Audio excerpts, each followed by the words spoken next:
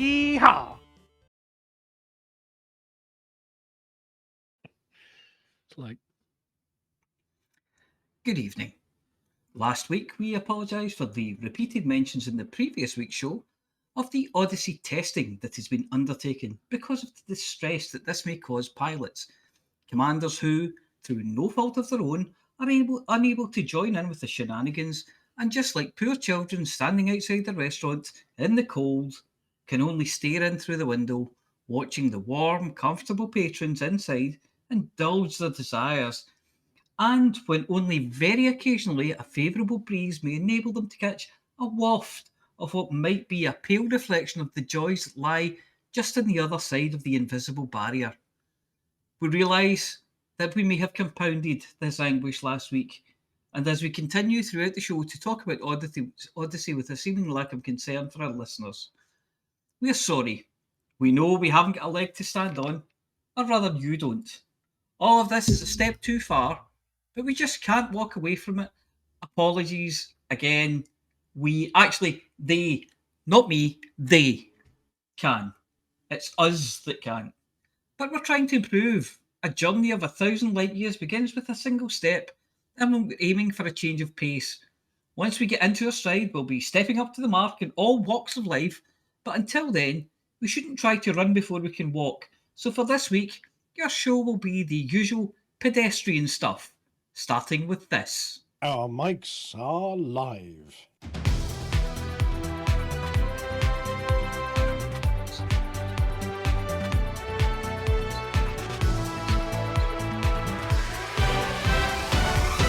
Good evening, everyone. I'm Harry Balzac, your host for this evening, and I'll be with you every step of the way.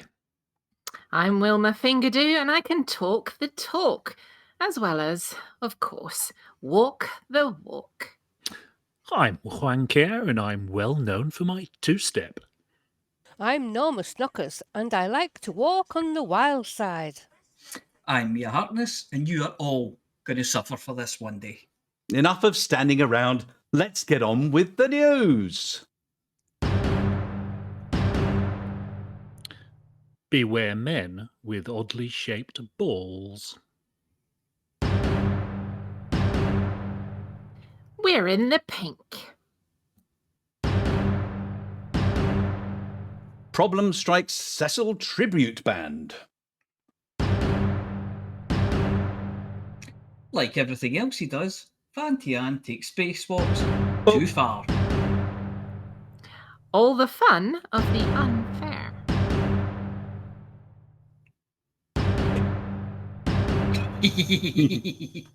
Free bong with every purchase.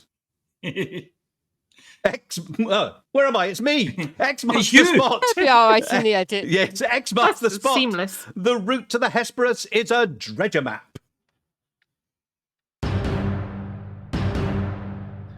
Faction distraction and resulting inaction. And I'm brewing a cup of community tea.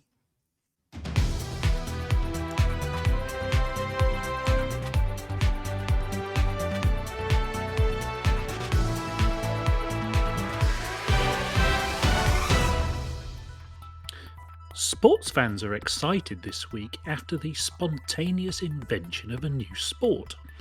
Not since William Webb Ellis decided he couldn't be asked to kick about a muddy piece of leather, leading to the requirement for 4 more players with 1 odd-shaped ball, has there been such an electric atmosphere. Egg chasers the galaxy over have begun to sit up and take notice, as a rolling maul that's a scrimmage to you on the night shift, but without all the padding and perpetual stoppages, was being employed to move an unconscious commander. Little explanation at this point. Commander Socks has had a stressful time in his Odyssey testing and has gone to a quiet outpost to practice his meditation. Never one to let consciousness stand in the way of a good nap, Socks, snuggled down, and like the racehorse that he is, fell asleep standing up. Enter some truckers, Nocti, Texas Stew and Babster, plus a camera. Ever the considerate types, our commanders proceeded to manhandle Socks by gently, and not so gently, pushing him, push, turn, shove. This was repeated for over 3 minutes, which is a long time in Odyssey, until our conked-out cosmonaut, our snoozing spaceman, our crash commander, was standing on the spaceport's landing pad. Not wishing to leave the commander out in the open for his energy to run out, Nocti rapped on Socks's space helmet to wake him up. But no good deed goes unpunished, as an incoming taxi landed on Nocti's head, and Socks followed up by getting back into his SRV and taking potshots at the pilots who had so rudely impinged upon his person.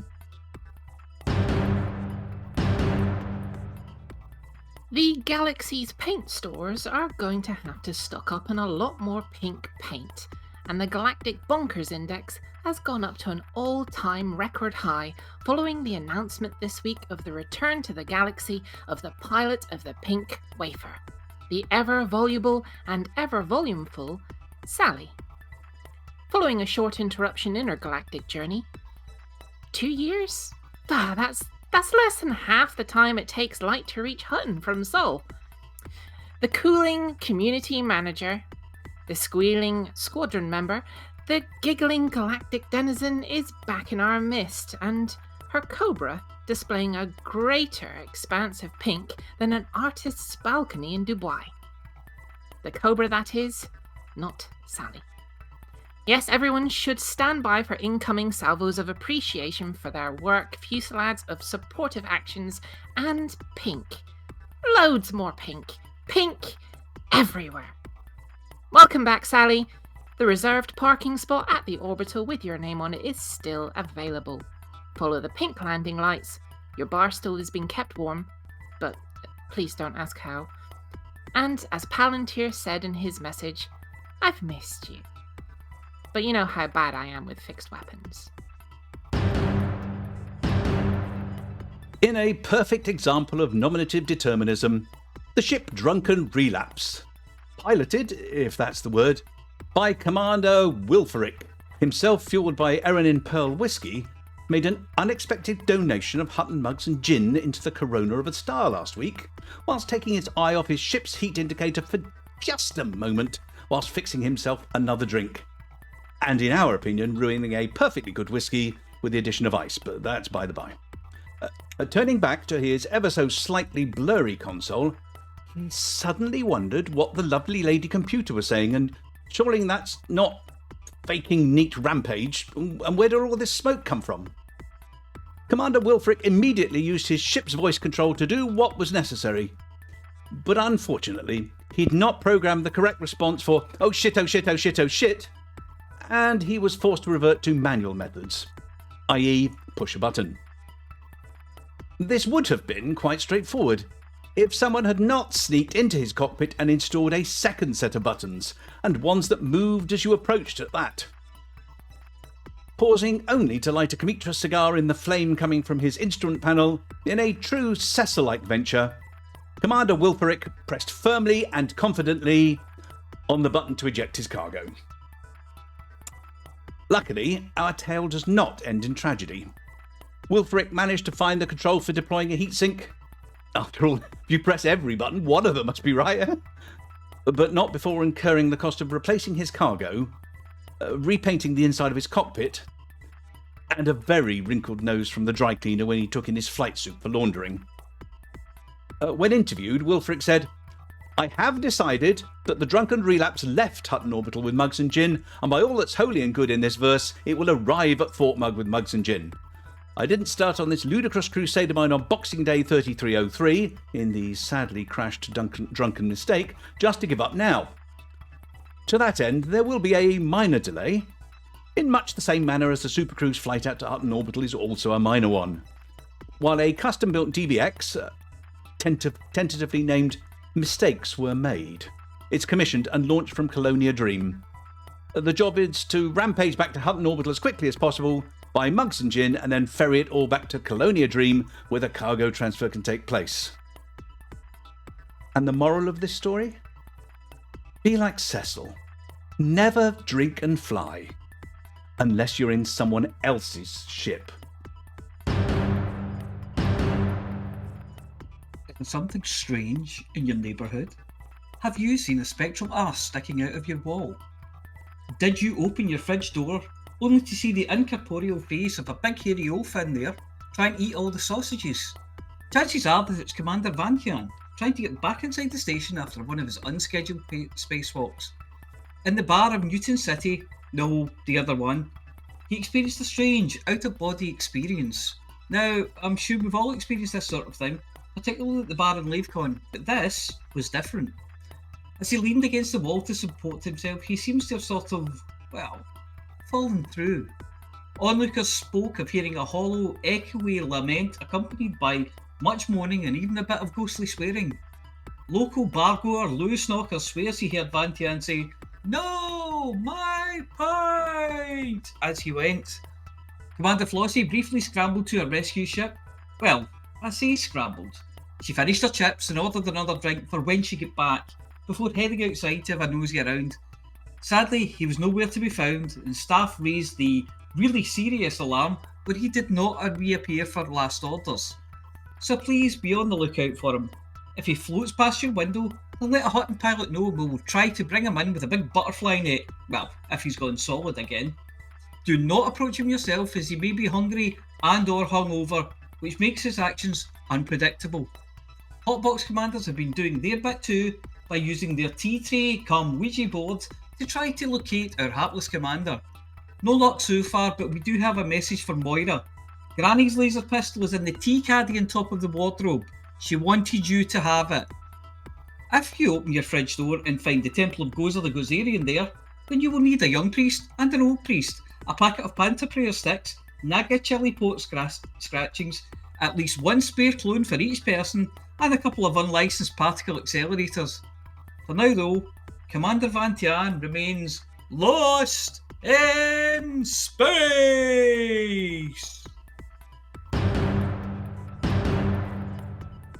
Commanders have been experiencing a new chapter in the Odyssey simulation this week, as the Pilots Federation introduced Phase 2, Frontline Solutions, Funfair Rides.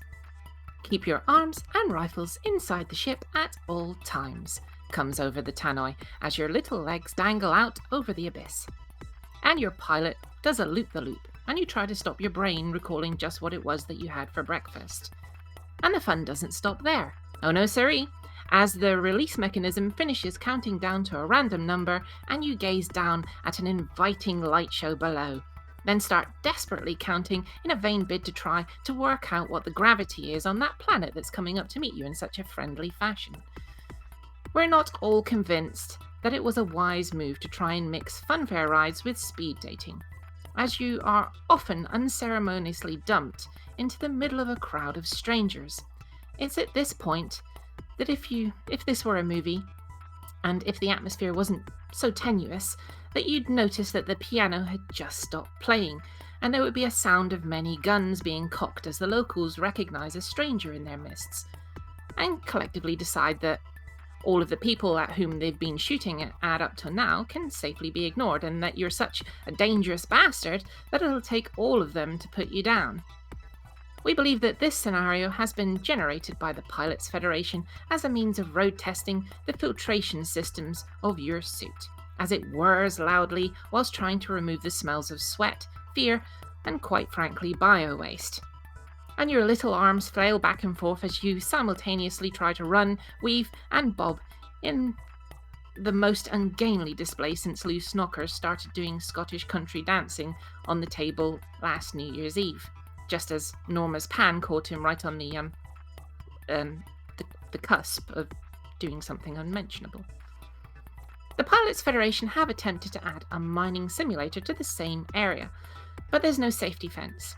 And as Commander Zulu Romeo found out to his cost that if you step into the light, then you're pretty soon going to see the light.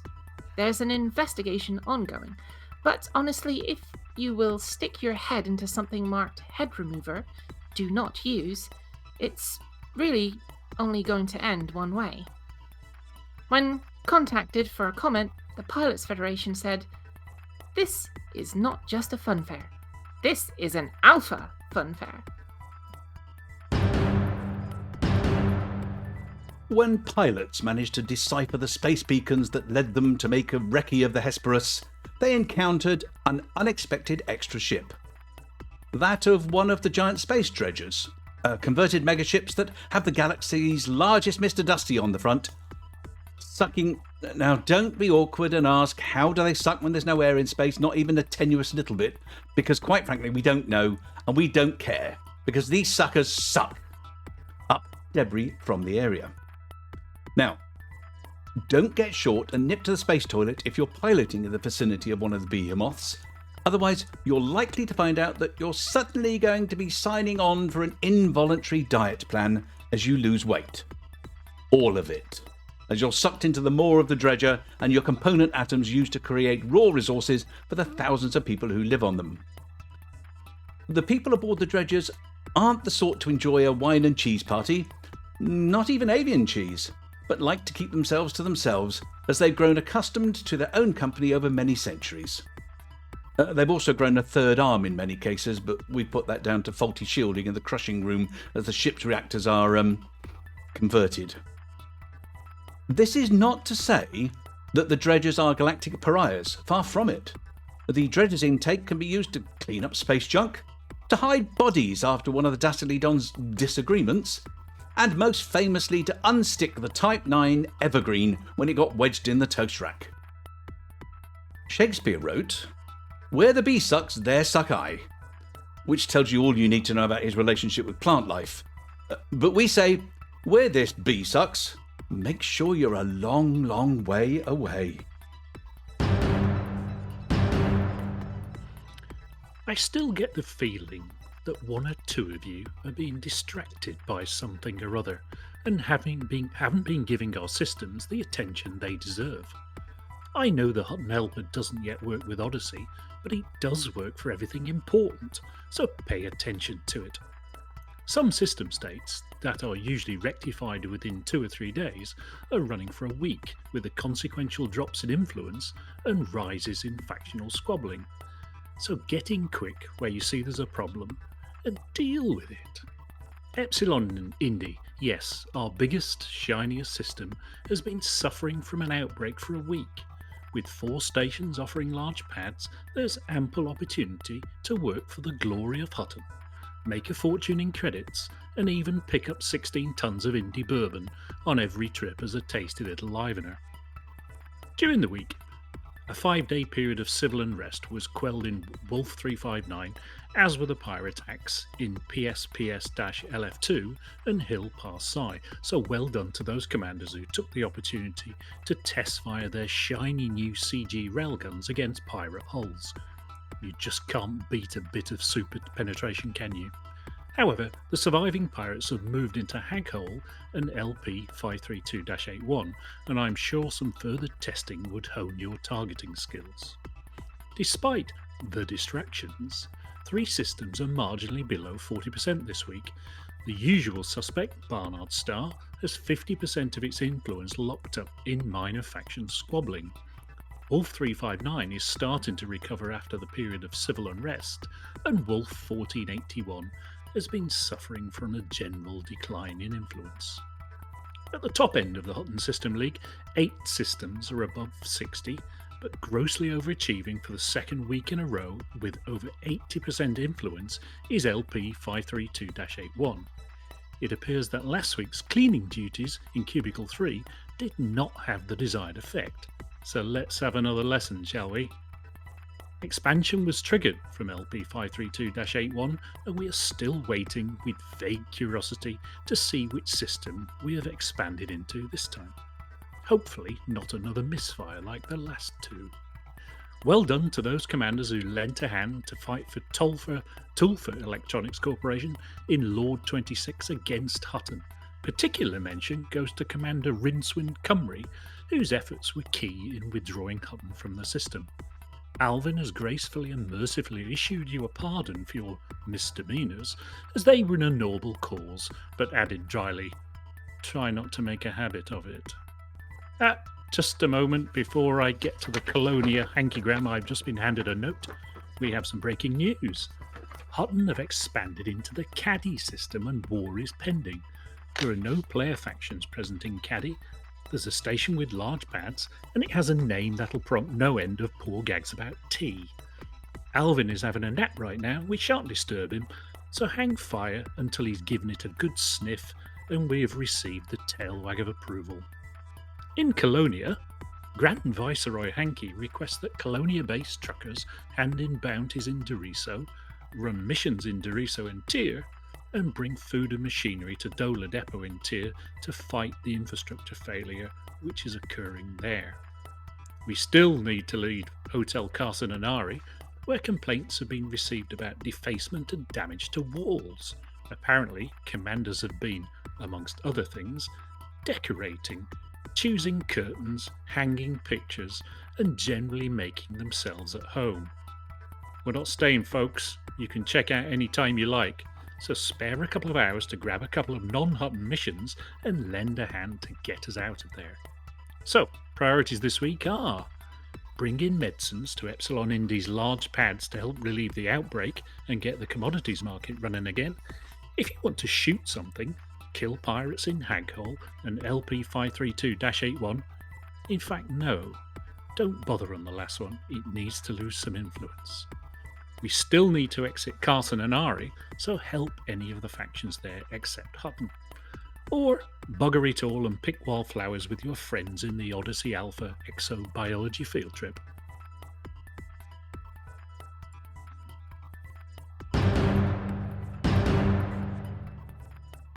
Here's the news of events that we know about that have been generated by you, the Elite Dangerous community. Firstly, we have an update from Commander Eris Maidlung, who has finally realised that he has a fleet carrier with passengers aboard. The command crew of the Isfahan were pulled kicking and screaming from the telepresence suite. After screaming something about legs and walking over and over, Megagin was administered and finally they calmed down a little. After a fried breakfast and more gin, a route was plotted and the carrier was moved roughly 6,000 light years northeast. The area is quite dense, so commanders with lower jump ranges will have a field day. We are orbiting a gas giant with fairly rich rings, at least from the early scan data. By now you should be familiar with the two galactic expeditions that are taking very different approaches to transport. Commander Mephisto is leading the luxurious, comfy cannon cruise, letting the participants rest in their space hammocks as the fleet carrier Khonsu takes them and their cocktail glasses to see the sights of the galaxy. Mephisto says, "In the 5th week, the comfy cannon cruise reached the most southern spurs of the Milky Way. The anomalies reminiscent of Thargon swarms, caustic defensive reaction of gyropads and Thargoid-like gyrotrees fueled speculations among the passengers about the genesis of those aliens." Commander G-Man 14 caught up to the cruise, which was celebrated accordingly. The next day he graciously donated 2 cargo boxes full of Lavian brandy, so the bar is ready for the next festivity again. There was a small and friendly race with stuck sidewinders around the Khonsu that ensued an hour of fun as well as paint scratched off Khonsu in a few places. Deck Officer Erin Huber was not amused, but as Captain Commander Mephisto was the culprit, he had to look the other way. Now the fleet carrier is refueling tritium after last week's long jump sequences before resuming the cruise. Keep up with their progress at bit.ly/ED3C. And the second voyage, the second with a plan anyway, we'll be following, led by Commander Hunter, is the €5 tour. Remember, this is an exploration trip in combining a route to follow in your own time, along with weekly meetups, so you know you're not alone out there. Commander Hunter sent this report. The fleet is about halfway between Sagittarius A and home and has travelled more than 1.3 million light years on this journey.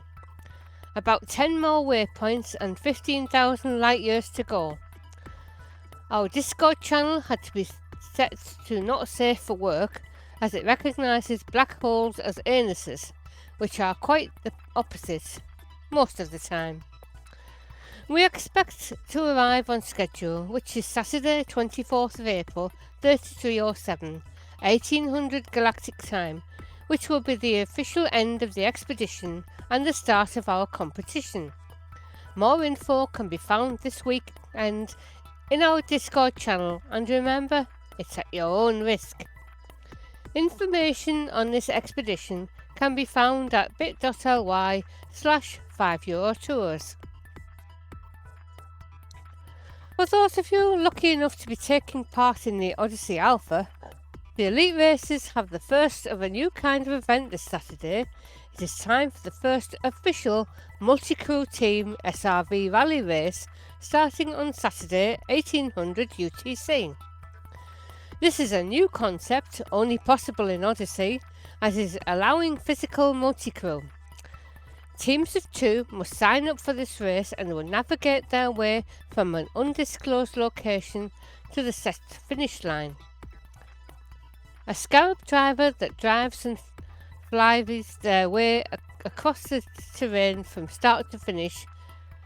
A ship pilot that helps the scarab driver by navigating him across the terrain, following the most optimal path, as well as touching down to provide pit stop capabilities where repairs are needed.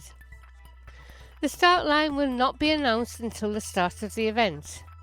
This gives everyone a clean slate and adds to the challenge for the pilot navigator to provide his teammate with the optimal route across new unknown terrain.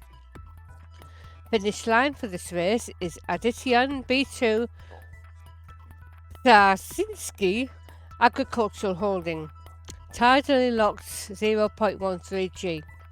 The course will be approximately 200 kilometres in length. Details including rules and how to sign up in the Elite Races Discord in the Odyssey Racing channel. A little later on Saturday at 2000 UTC, it's time for the regular CQC Saturday event. This is a great practice for those with no combat experience, as there is no rebuy. Come along and let off some steam. Even Flossy has been known to take part. Although this is organised by the Hotbox team, all commanders are welcome to come along, and for teams, don't forget to say "for the mug" in the lobby. Finally, not long now until Commander Veleran's Baz's Big Bubble Banter Bus Anniversary Tour, a nightly event departing from Hill Pass High starting on Monday 26th of April. Details on our events page, and it's #for the Grand Baz. And that's all the news of community-led events that we have this week.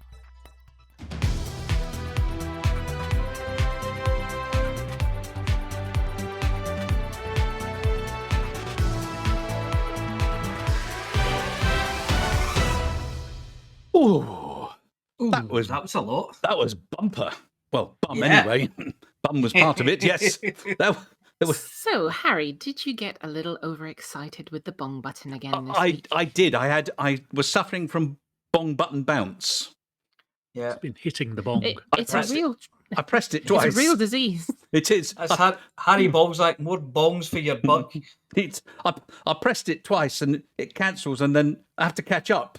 You see, and everybody was still reading because they thought they were on the next one. So I just. I thought you were getting impatient and just trying to push everyone along really, really fast. I thought you'd fallen asleep and hit your head off it.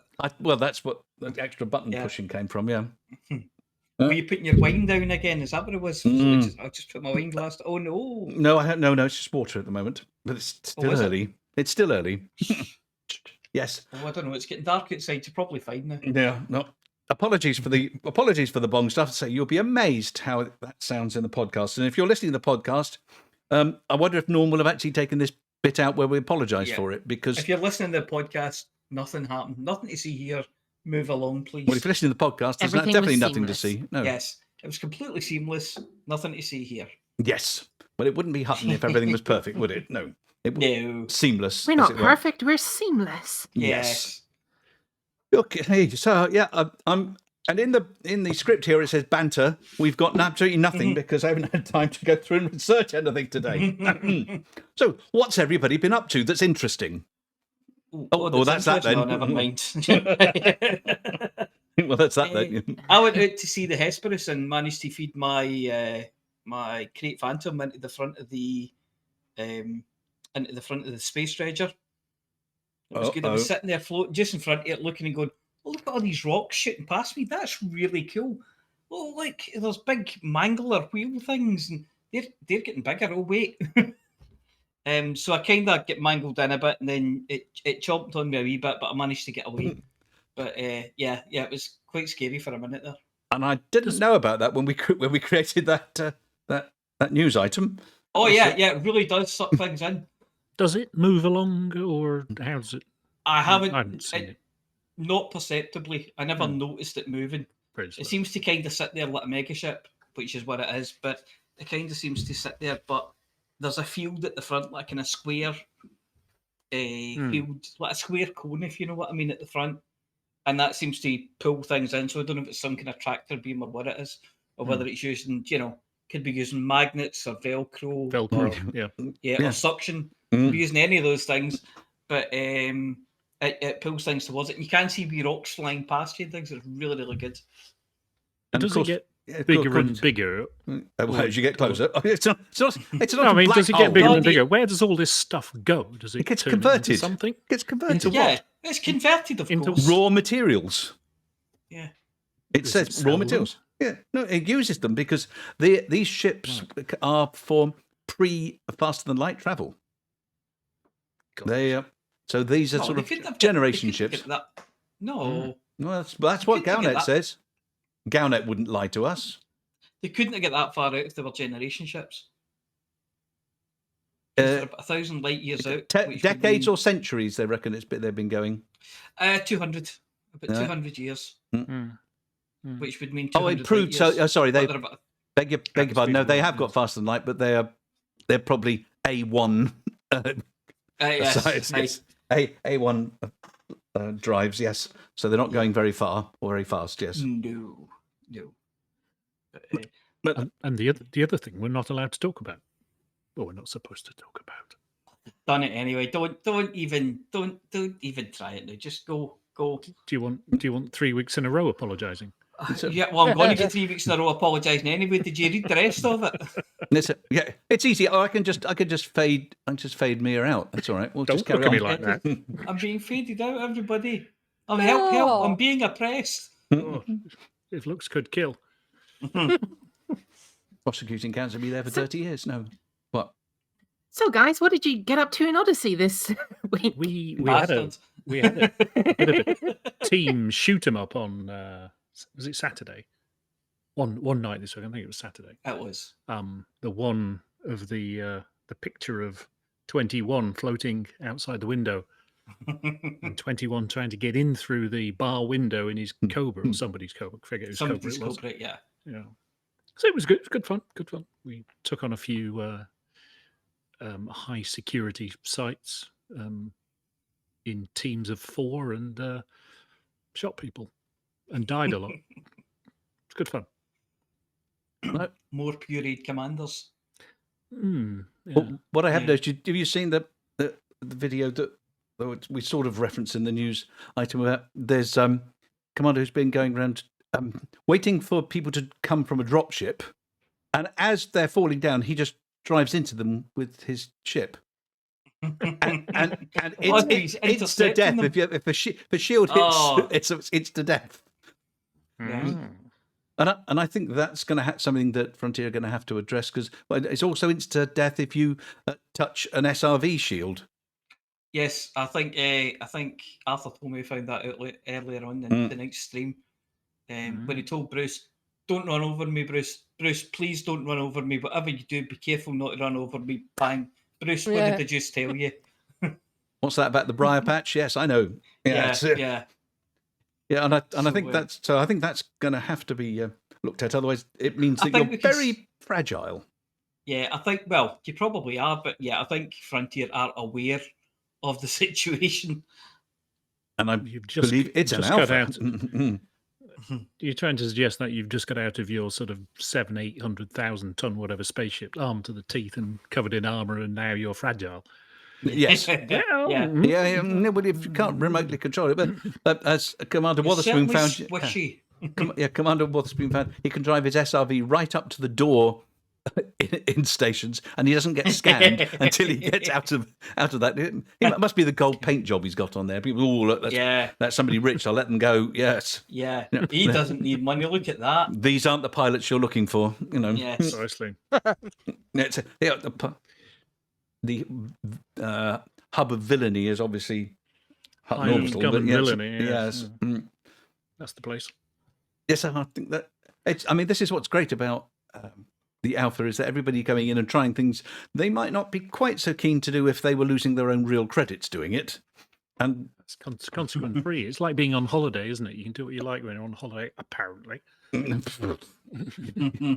yeah. so Look, told. is a £5, £15 holiday romance there for you? Yes, Yes, it's a boy. Yeah. I keep forgetting that we don't have as many credits in here as in the full game. You haven't been flying with no rebuy, have you, Flossy? What did you do yesterday? What did you do yesterday? I bought a Type 6, right? And then all right. David was wanting to do some testing, and I didn't have a spare seat in it. So I changed it back to my Cobra. And I was flying it, I was landing on planets and doing all sorts with him. And it was only last night when I got online, I sort of glanced at the right panel, I thought, oh goodness, my rebuy is about 6 times what I've got. So I quickly sold the to Type 6 to get some money back. But I'd been doing all that testing and flying around and landing on planets and Shock. having What's the David second-hand jump on Type 6?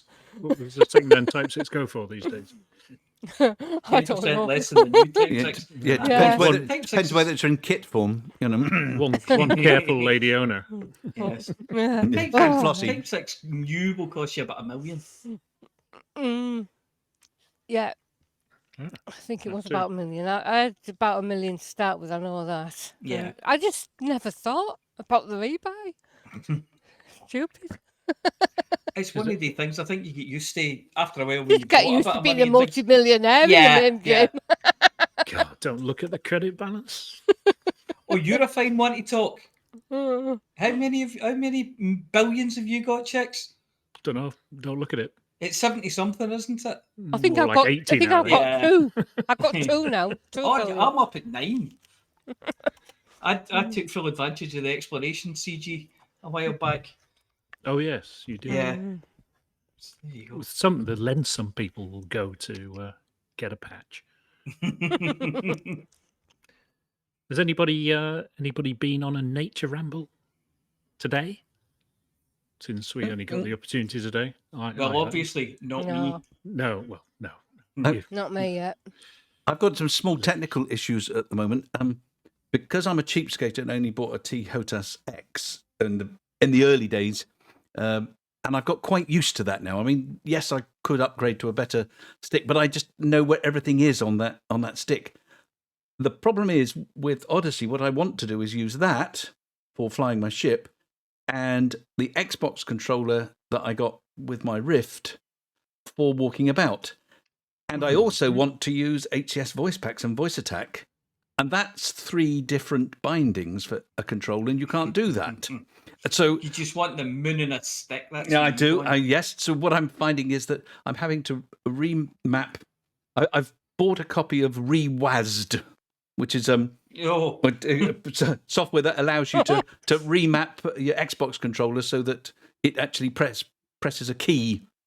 Because although I can do that with I could actually get some shareware that would work with the HOTAS.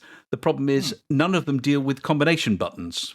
Because the Thrustmaster has so few buttons, you use combinations of a Yeah. joystick button and the hat, for example. So I have one to go without a modifier. It does my pips. With a modifier, it looks around the cockpit, and nobody seems to understand that, so nobody does it. So I've had to go back and start again and remap my controller. Just so you're aware, Xbox controller works exactly like that.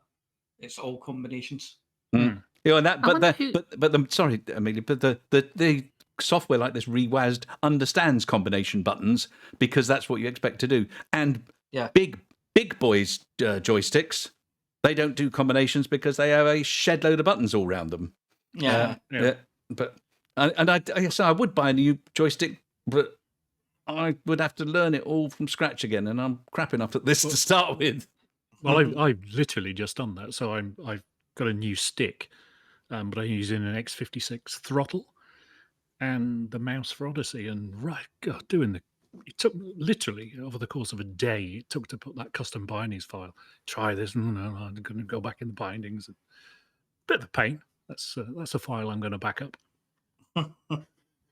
Yes, I've been doing editing and took my original bindings file and pasted in the new ones for Odyssey that I'd done on the Xbox controller. So at least I had that. But then there was all problems with the GUIDs, the GUIDs didn't match. If you change it across like that, suddenly it's new sound to search and replacing files. This is all very interesting. Anyway, so I was just going to say, must be thrilled. I manually copied them. You can bypass the Ovaltine tonight.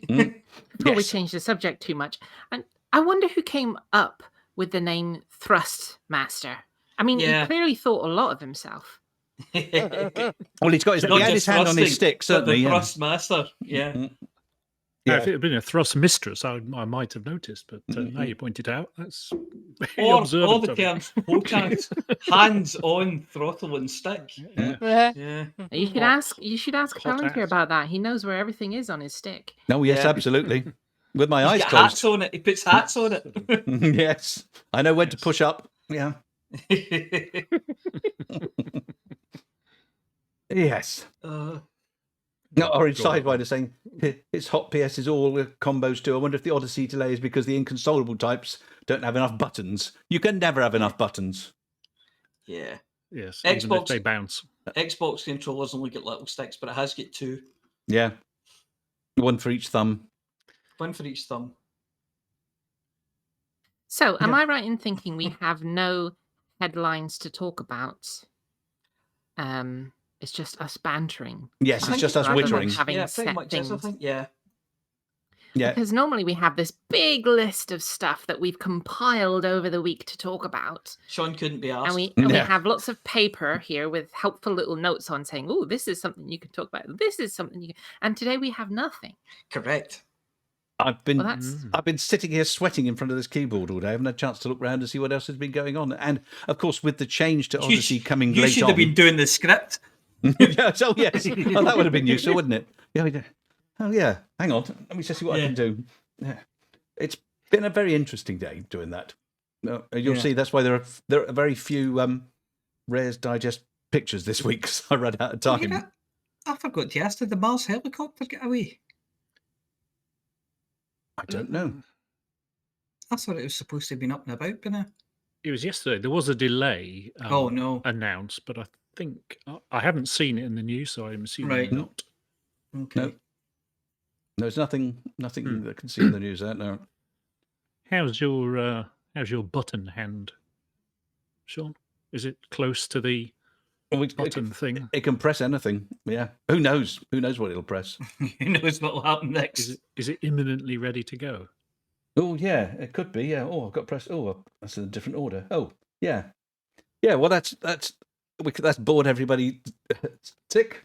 Right. Is it time to move on? Yes, still a week. Yes. Move on. Yeah, let's do that. Let's move on. Let's see if we can get a record short show.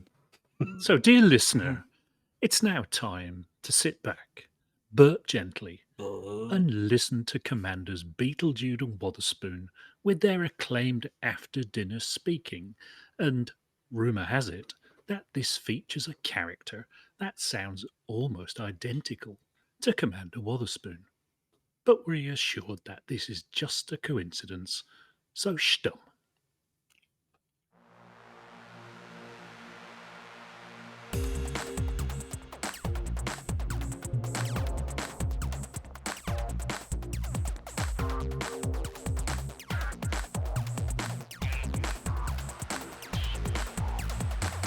Galnet News Digest, 15th of April 3307.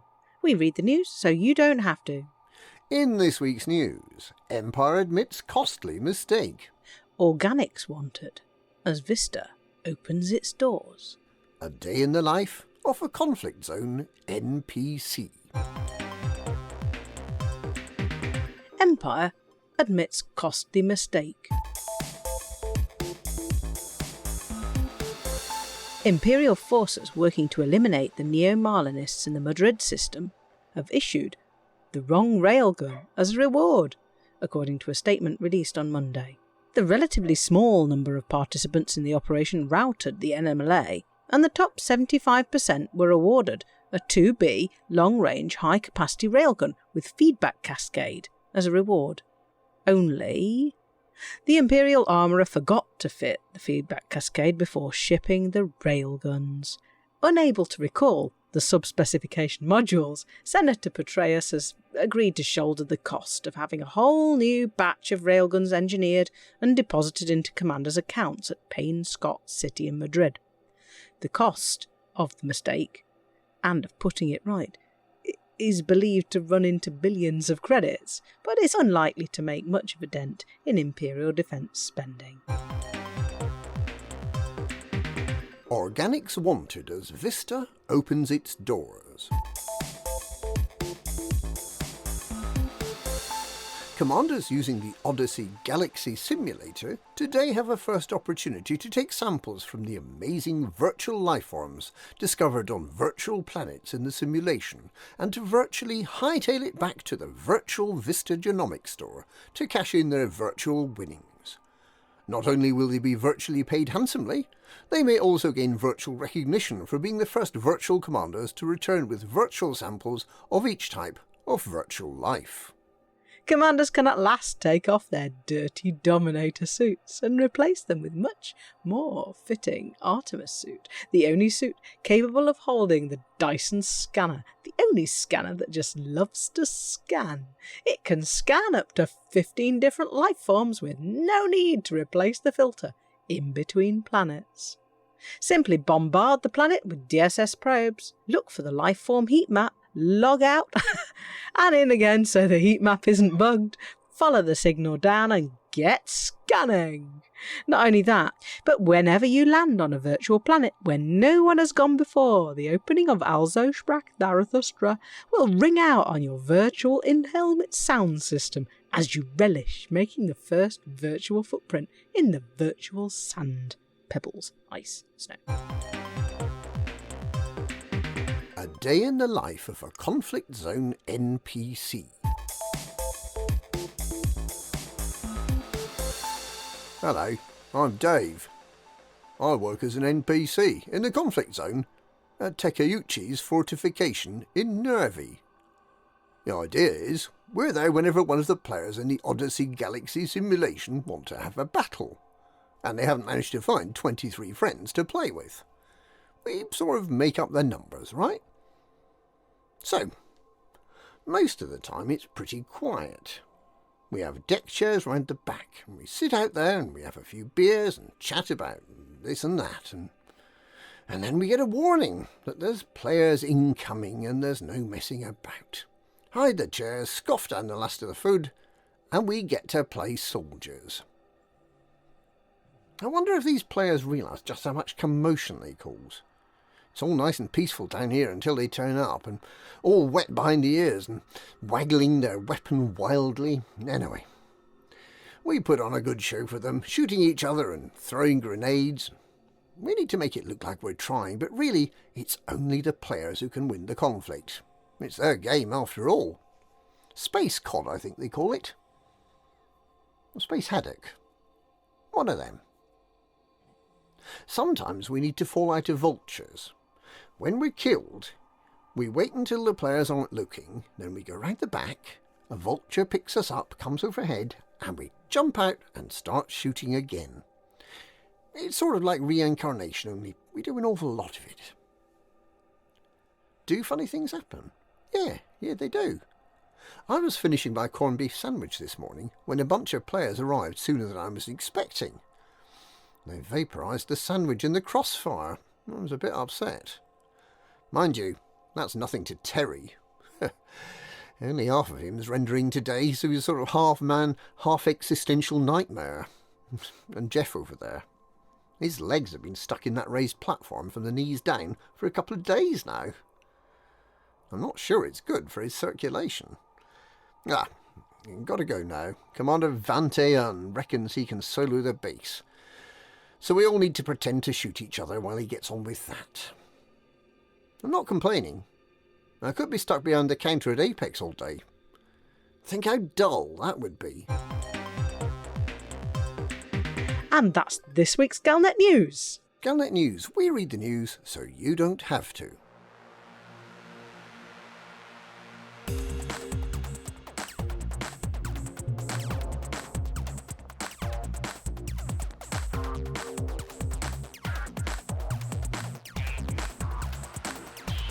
Thank you, Commanders, Beetlejude and the other one. It's nearly time for my CG news, but I suppose at first we should listen to Commander Chix as he gives us the next episode of the A to Z of Hutton Space. And this week it's Stein 2051.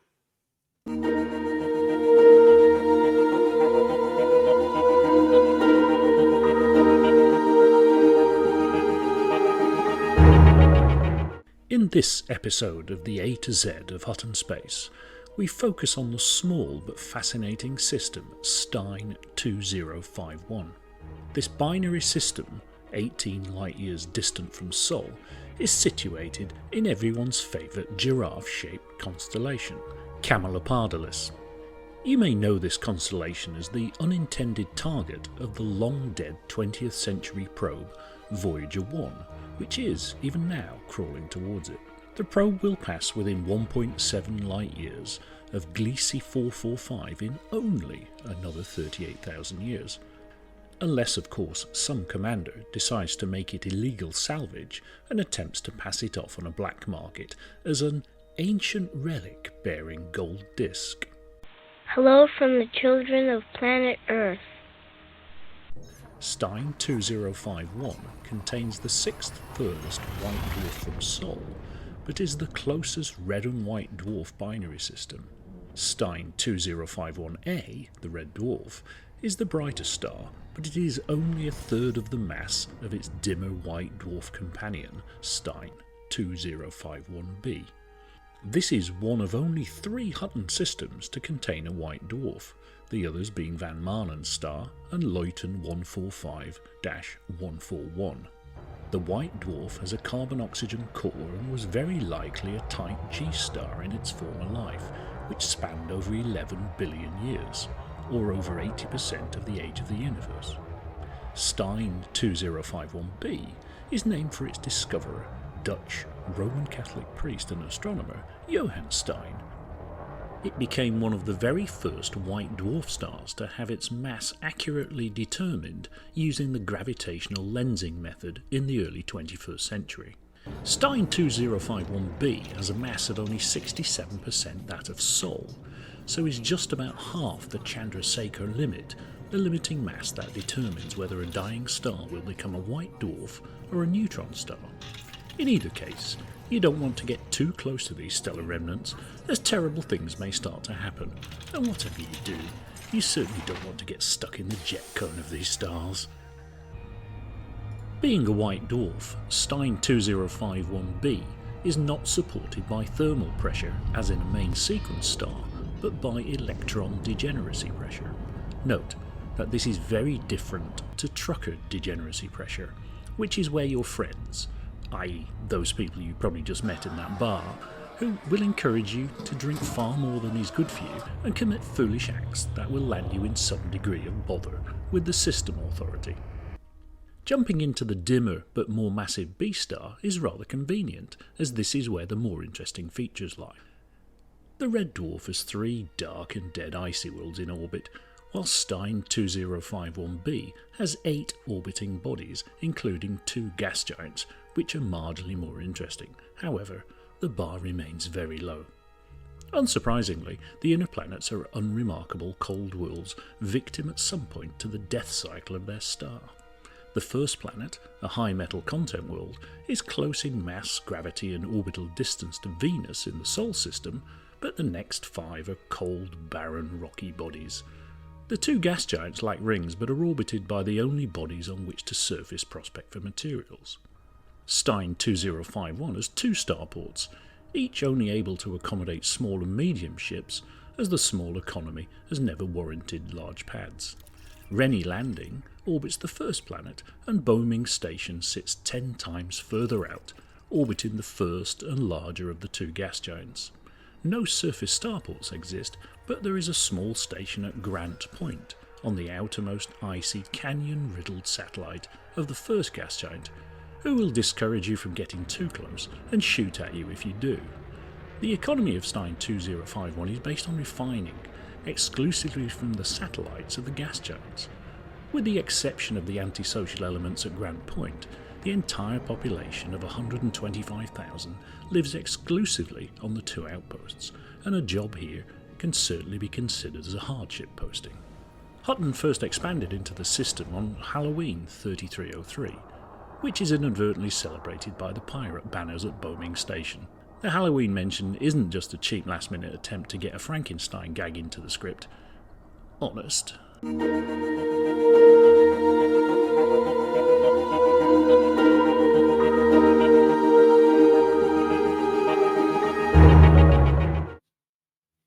Well, thank you, Commander Chix, for the details on Stein. Nice to get a handle on the subject.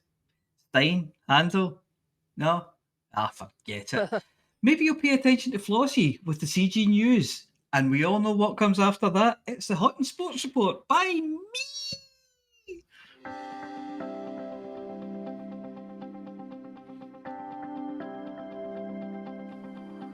It's Flossy. It's Flossy. It's Flossy. It's Flossy. And the community goes.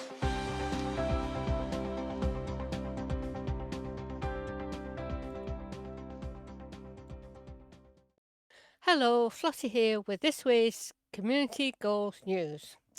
There were no CGs last week, so nothing to report on there. This week we have 2 new CGs. Deliver goods for and protect Archon Delane's campaign to build new starports. The Kumor Crew Syndicate has launched an initiative to construct up to 5 starports. Kavanagh Space Frames Limited, an independent construction company, has been privately contracted by the Kumor Council to build fully operational orbit stations. These will be located in uninhabited systems close to key trading regions and areas of commercial interest. The Pegasus Sentinel newsfeed featured this statement from Archon Delane. As sovereign ruler of the Kumor nation, it's my responsibility to increase prosperity for the systems under my protection.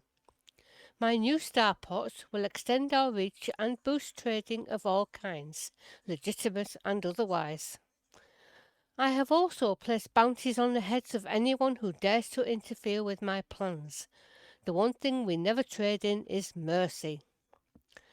The Razor Whips, one of Delane's loyal factions, is organising the campaign. It will reimburse pilots who deliver ceramic composites, semiconductors, polymers and water purifiers to Gabriel Enterprise in the Harmer system. Stolen goods handed into the black market will count also. Each completed tier will ensure the installation of an orbit station by the 29th of April 3307. The starports will be located in the following systems listed in order of priority. Pegasus Sector PN-T C13 C3 to 14 near the Harmer system. HIP 18390 near the California Nebula. HIP 10792 near the Sothis system. HIP 62154 in the Corsac Nebula. And ELPRU PC-K C9 to 91 in the Colonia region. To support the bounty hunting initiative, hand in your bounties to the Razor Whips at Gabriel Enterprise in the Harbour system. The initiative begins on the 15th of April and will run for 1 week. If the final target is met earlier than planned, the campaign will end immediately. To earn rewards, you must sign up as an active participant before delivering ceramic, composite, semiconductors, polymers and water purifiers, or handing in bounty vouchers to Gabriel Enterprise in the Harbour system. And that's it for this week's CG News. Flossy told you what to do. Thank you, Flossy. Nice to see the Pilots Federation creating CGs just for you. It's nearly time for my bit, but first, it's over to the sports results.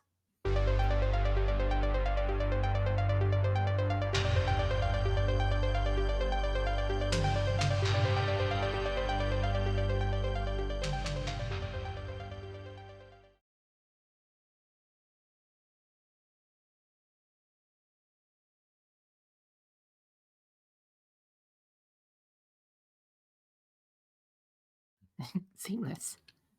Excellent. Right, I'll start again then, shall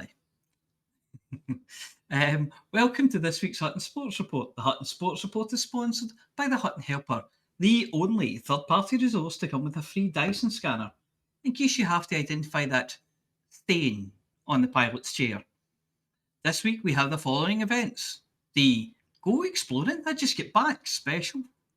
The Who Needs a Sponge? Space Sponges, 3 for £1. Cup Winners' Cup. The Oh Look, Another Rock Planetary Scan Tournament.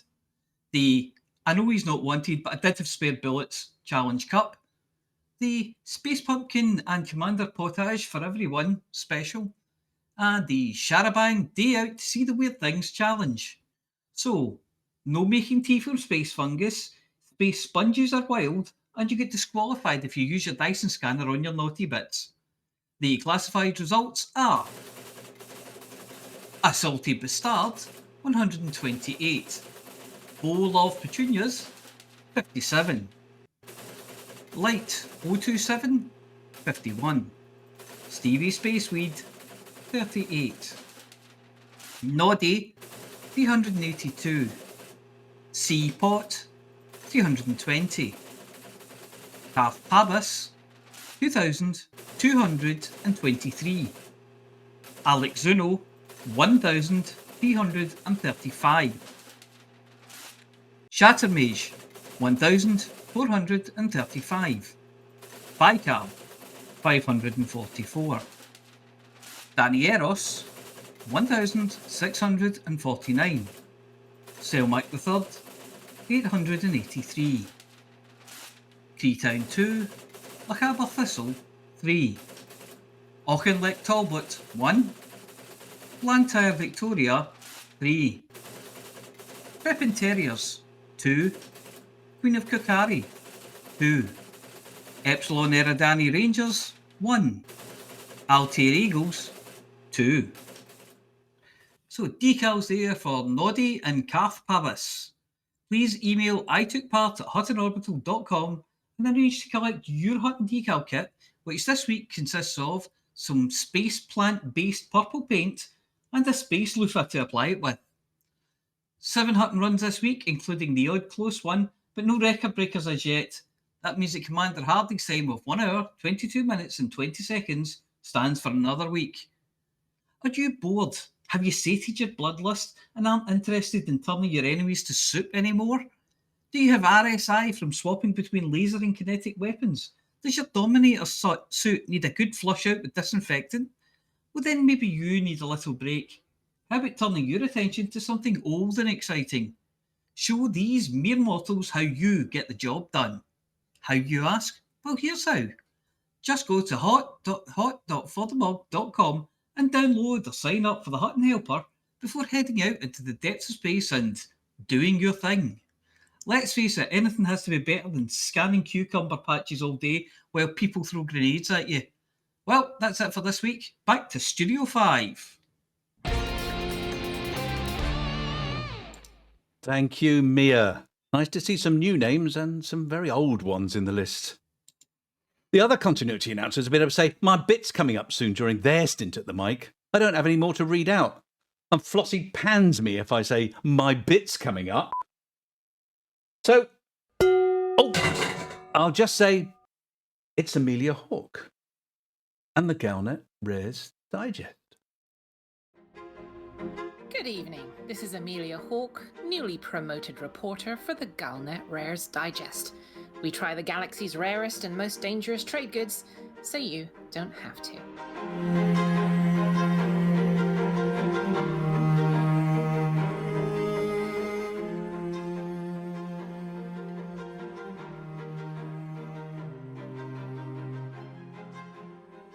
Whilst the old adage and cunning marketing slogan by diamond jewellery firms says that diamonds are a girl's best friend, and yes, they do sparkle and have loads of industrial uses, compared to some precious goods in the galaxy, they're actually not that hard to find, and, of course, are relatively easy to manufacture to a higher standard than naturally occurring ones. There are, however, some rare mineral gems and crystals that are even more beautiful, far, far harder to locate, and as a result of having absolutely no practical use beyond the aesthetic, are curiosities that are more sought after. Chairbone's blood crystals are found in only one location, a small, volcanically active planet in the Chairbone system. You might find a sealed vacuum jar in a far-flung imperial palace, or given as a gift between the exceedingly wealthy, but you won't find them adorning someone's ring, hanging around their neck as a pendant, or making someone's crown jewels look that little bit more jazzly. Earlier this week, I was met by one of the local population for a safety briefing before going looking for this naturally occurring crystal. The briefing is followed by 4 days of intense training, climbing, low-G abseiling, spelunking whilst in a remlock mask, and, what was a little worrying, a first aid course covering lacerations, puncture wounds, and respiratory emergencies. The local mining corporation is hundreds of years old, and the population of the system, as with ancient New Zealand and their obsession with rugby from a young age, all specialize in one thing: hunting blood crystals. To a person, they're outrageously fit, as slim as a willow switch, and strangely, nearly every single one I've met is covered in a network of reddish pink scars. They take great pride in showing these off at every opportunity. The climbing walls down on the planet's surface are ridiculously tricky. I saw blood crystal cavers hanging by one fingertip whilst slinging their legs above their head. What's more, the most advanced of these walls are covered in blades and spikes.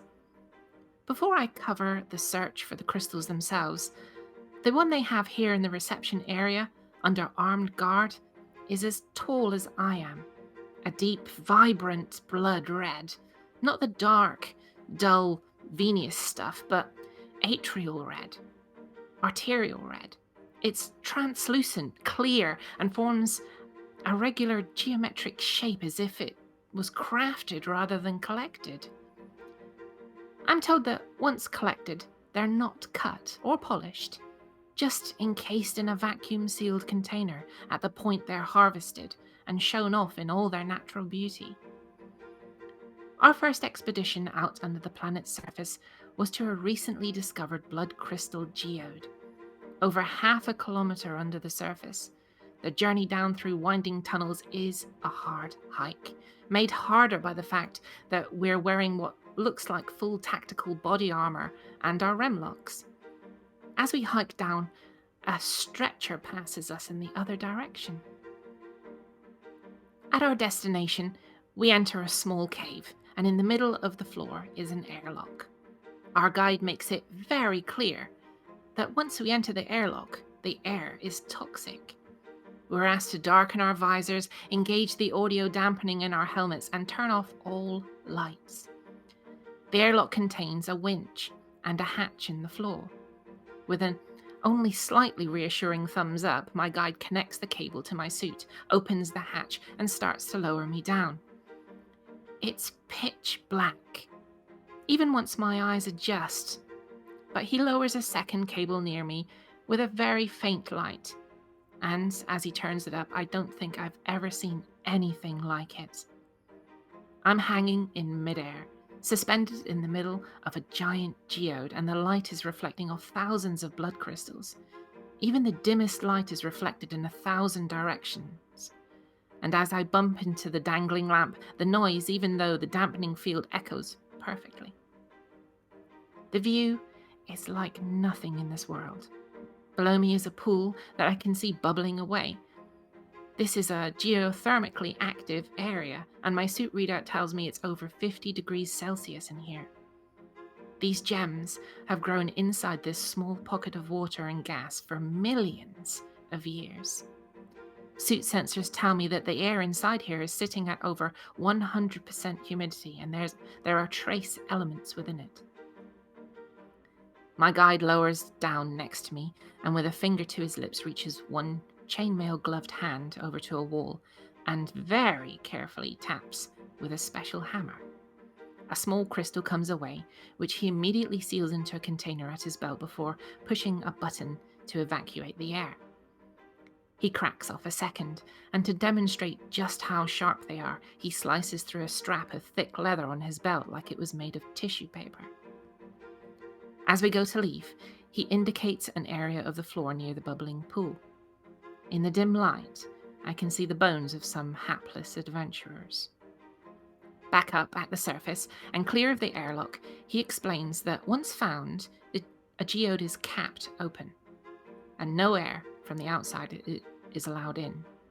To illustrate why, he opens one of the 2 glass capsules he's brought, and in seconds, the beautiful crystal inside is just a small mound of red dust. The other, he hands to me as a gift from the mining corporation. Just this tiny shard of crystal could buy me my own ship.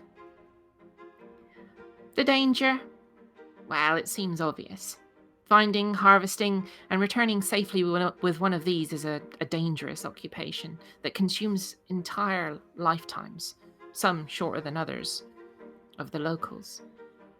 One thing I've discovered is that the atmosphere inside the geode isn't toxic, though you wouldn't want to breathe hot, humid air for that long.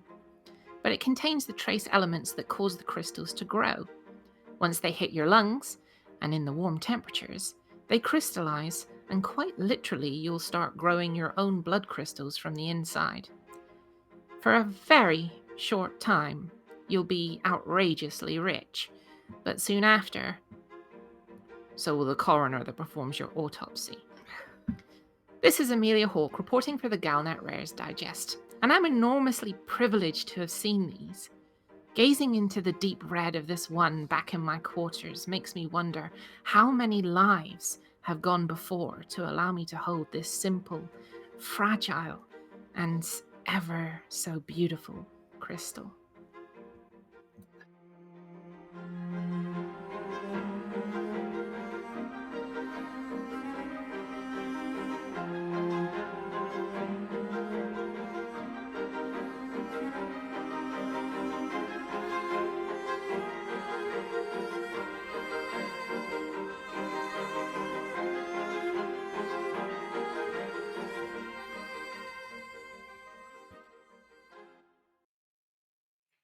That sounds flipping dangerous. But stunning. Yeah, they sound amazing. I mean, they're red. Are they red before you cut your damn finger off? Blood red. Well, duh. As red as what your heart pumps through your veins. For a short period of time. Yeah. For a very short period of time. And you can't even use it for jewellery. I mean, it's got to stay in that wee display thing or that wee case. They need to stay inside a vacuum, otherwise they just turn to dust, they disintegrate. Wow. So they'll be expensive just because they're difficult to look after.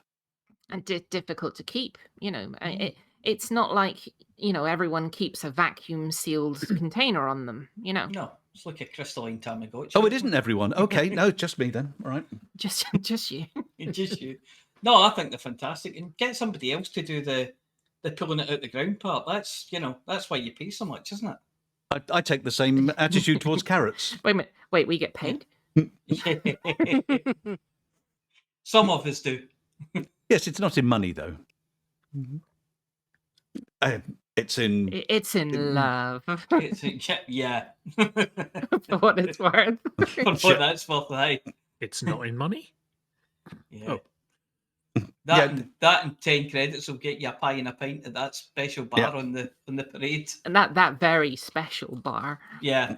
Are you paying graphene and carbon plating for pints there? Yes. Oh, I've just found these out on a surface habitation here. Nobody was looking after it. You want this, don't you? Yeah. That seems that's all you can buy in the bar in Odyssey. You know.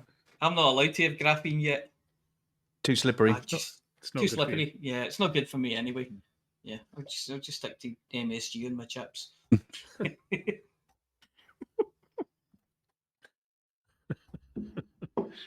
Right. Yes. Well, that's a note. Moving along. Yes. Yeah. Well, it's the end of the script. It is. Yeah. Well, yeah, that's it. That's all we have to say. Is that really all you've written, Sean? Yes, it is. Sorry. It's terrible, isn't it? I thought my mouse wheel had broken. It's the end. David did do the Rares Digest. You know. Yeah. Yeah. Oh, so you didn't even write all of that? No. And I didn't write your bit. And I didn't write Chix's bit. What did you do with your day, Sean? And I didn't write Flossy's bit because that came from Palantir, and I didn't write all of the Norma's bit because a lot of that comes from our listeners. So I just sat here and put colours on the script, basically. Ah, nice. You were cooking, weren't you? Actually, no, not today. Not today. When you should have been typing. Not today. Not today. You've been cooking again, Sean Pond. I'm not.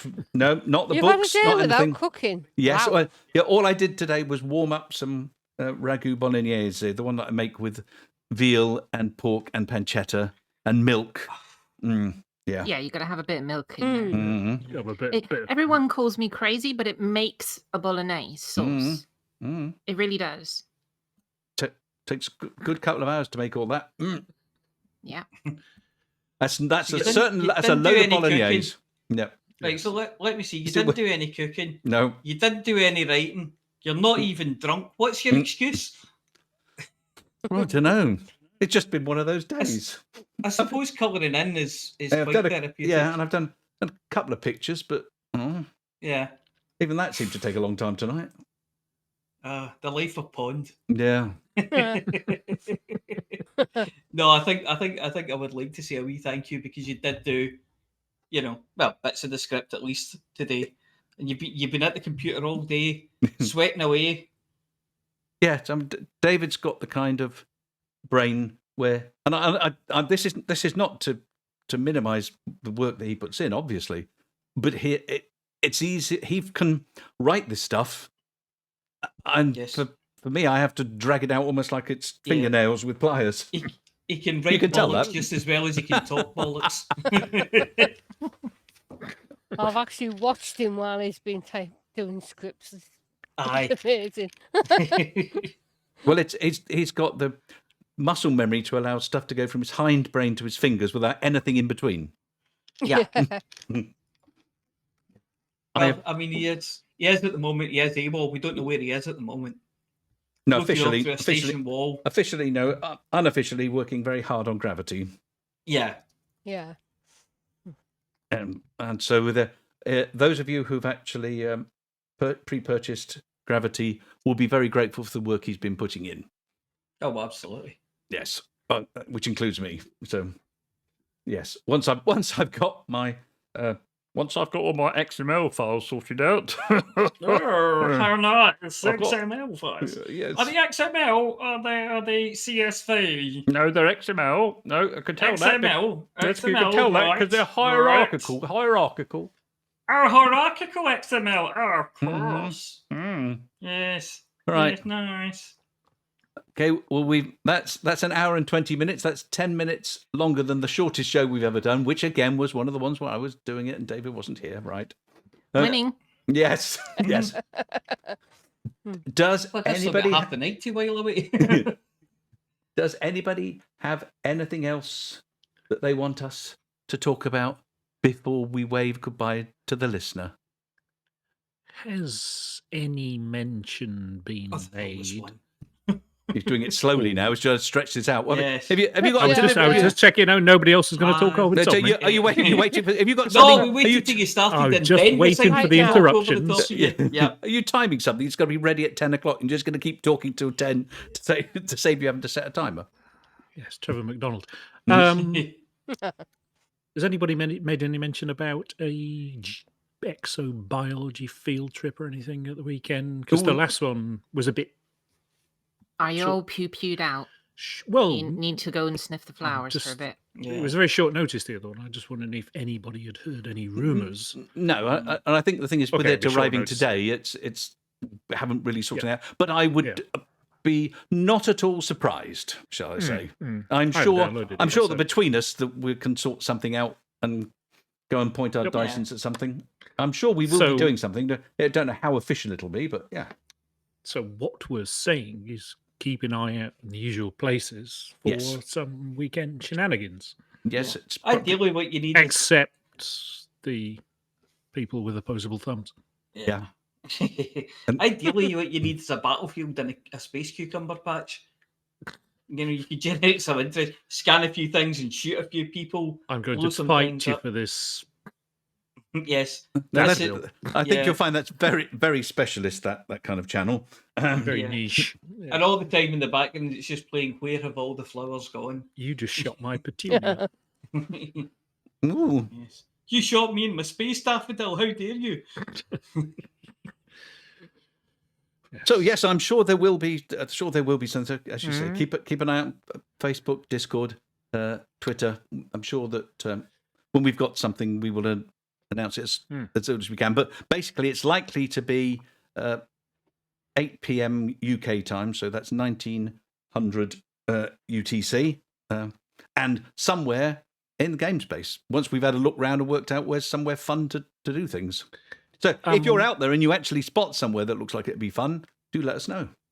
And I'm intentionally not trying to prolong this. But I was busy while the Elite, the Frontier live stream was on today. Was anything interested in that? It was all interesting. Yeah, well. Would you like to give us an example of what was interesting? No. Didn't think you would. Yeah. Well, they were out looking at flowers and things like that. So they flew out in a week in a squad and went to planets. So we're using the scanner, which now seems to have layers or something. When you use your surface scanner on a planet, there are sort of layers where you can scan down and you can find where the space vegetation is and things like that. And it seems to work really well. They profiled that in there was a short video narrated by Arf. I saw that. Yeah. So they went actually and did some of that. They went and did some of that. The other thing they did was use the Dyson scanner. Oh, yeah. And we used the Dyson scanner. There's like a wee kind of mini game. So you get an outer ring that spins around. And you've got to match that to the blue section to a blue section on the outside. Oh, my God. And then it goes to a next one that you've got to match, but it goes a bit faster. And did they find any Dysons? An inner one that you've got to scan, and it goes even faster. And it looked quite difficult to me because Arthur had to have a few goes before he could scan anything. And then it says, well, you've not got enough biodiversity in this sample, find more. So you go to bounce about and you use your scanner and find that was in the video, wasn't it? Yeah. Well, I'm talking. This is on the live stream as well. So they then find another thing. You're looking at it'll be green instead of blue, and you find it and you scan another one, and then you scan a third one, and then you've got a complete sample. And then you put your wee packet with your sample away. That goes away into your pocket somewhere. And meanwhile, some git in an SRV just run you over. Make it sound a lot more interesting than it was. I was going to say, for somebody who doesn't is very good. You don't want to play this at all, do you? Because No, not for at all. somebody who doesn't have access to Odyssey, you know more about it well, than the anybody jetpack- here who does. The jetpack on this suit is very, very good. I did just sit and watch the thing. The jetpack is very good, and what they're saying is on a really low G planet, like less than 0.1 G, you could just be flying across the surface of the planet in your suit. You know, it's so good. It's got a better range and things like that, and it can carry more power packs and things, so you can stay out for longer in that suit as well. Oh, if in the if you get the exosuit, batteries, yeah. yeah. What's it called? And the, What's the it's the Artemis? This one, isn't it? Yeah. Artemis? Yeah. Yes. So it can do all that. Why they called it Artemis? And you can do your loadouts in the station now. Oh yeah. No, change your loadout. Ah, good. Because that was painful to get into a Oh. taxi to realise you. I didn't know that until after I'd been in the ship to change. Yeah, you weren't wearing the suit you'd just bought. Mm. So there's lots of wee things. I think they've done some fixes and some feedbacky things and some new stuff as well, you know. And space wrecks are a thing now as well. Well, not so much floating in space, but crash down ships. What you seem mean, to be like- a thing. You don't mean like Cecil kind of wreck. You mean I mean crash maybe ship like type, a ship that derelict. Cecil was previously flying. Right, yes. That kind of thing. So there are down ships in there. And do you, Um, do you find these on the surface scanner as well, or how does that work? Yeah, they show up as when you scan the planet with your planetary surface scanner, they'll show up. Hmm. Your Yeah, detailed surface that's scanner, that. even. They'll show up and you can go to them just like you can with cucumber patches and all. You know, the kind of way that used to have geological things and biological things. It turns up with one, and you just go, I'll go to that one. I'm just trying to remember is what the. It'll come up on this little screen any second now. And they have threat levels associated with them as well. So you can get there and there might be other scavengers there. I know.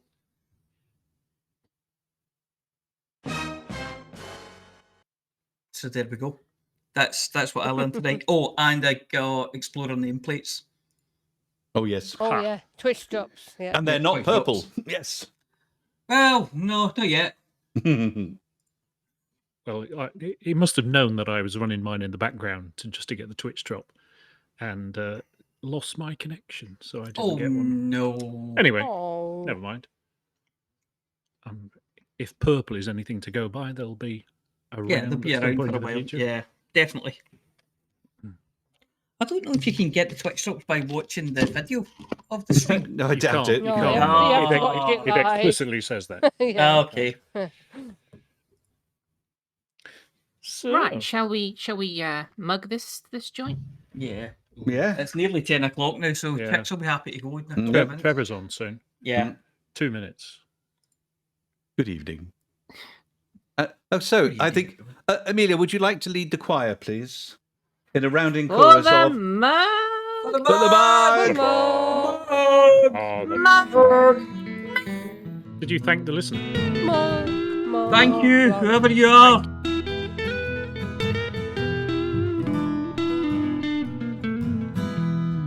Journey too long, no cargo too small. Profit margins never really mattered at all. We're gonna take the cargo where it's needed today. Super cruising all across the Milky Way. We're taking anything, anytime, anywhere. Loading all the teen out to the brim with the rest for the more, for the more, for the more, for the more. Yeah, you know just where we're coming from. For the more, for the more, for the more, for the more. Yeah, everybody sing the trucker song.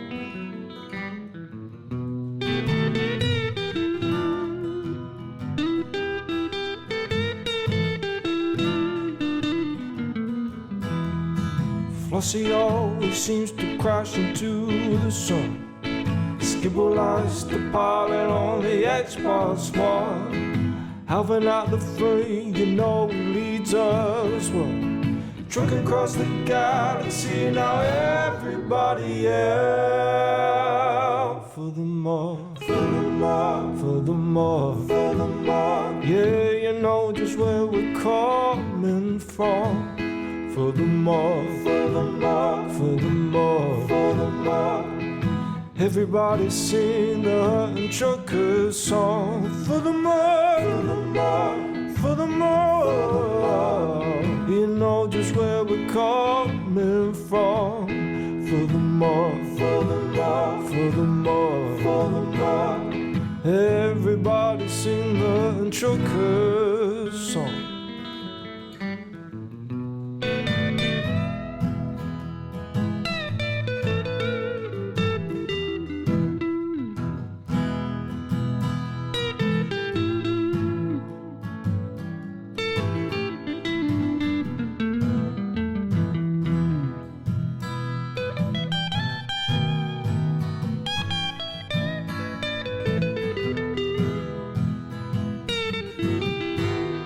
So give me a large path that I can land on, and I'll give you cargo and sing you my song.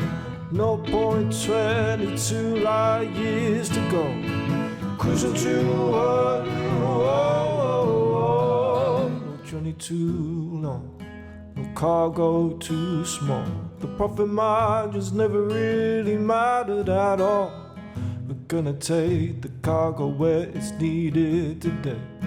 Super cruising all across the Milky Way. We're taking anything, anytime, anywhere. So shout it out loud, loud. You don't even care for the more, for the more, for the more, for the more. Yeah, you know just where we're coming from. For the more, for the more, for the more. Everybody sing the Hutton Truckers song. For the more, for the more, for the more. Yeah, you know just where we're coming from. For the more, for the more, for the more. Everybody sing the Hutton Truckers song.